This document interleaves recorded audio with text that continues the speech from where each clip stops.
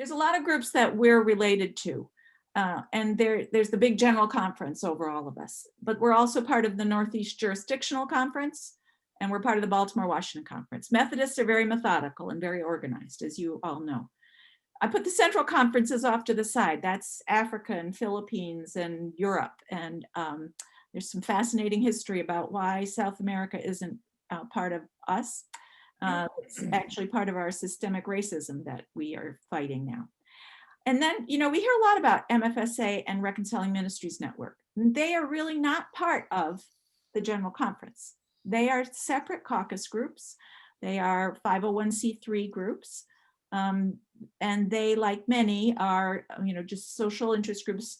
MFSA intentionally stayed separate in order to maintain some objectivity about what was going on in the United Methodist Church, and have continued that way.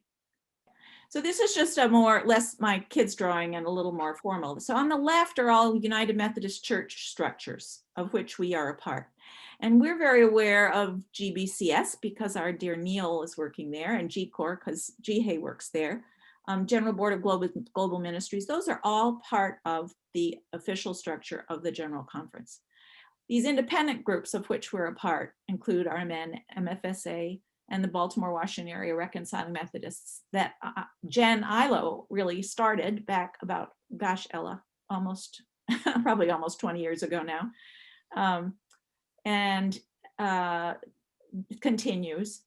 So these groups don't have any political standing within the church. They are just influencers, I would say. And we are members of all of these that I put here, the Love Your Neighbor Coalition being a loose coalition of organizations. This shows you how loose an organization the Love Your Neighbor Coalition is. Wow. It is has 14 member organizations, but ostensibly a collaboration of justice-oriented ministries and ministries to those who are marginalized in the church.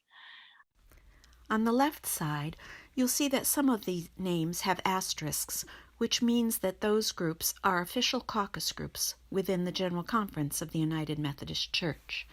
NIAC is the Native American International Caucus. NAFAUM is the National Federation of Asian American United Methodists.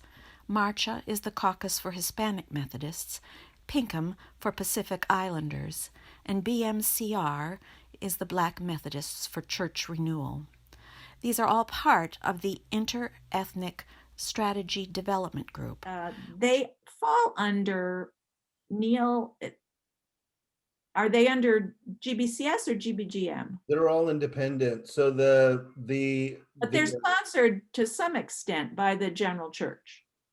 So the national plans, which come under several of the agencies like Global Ministries and Higher Ed or Discipleship, but they report directly to the General Conference. The national plans are the ethnic plans, and then the caucuses are independent like RMN and MFSA, and it's the table where they come together.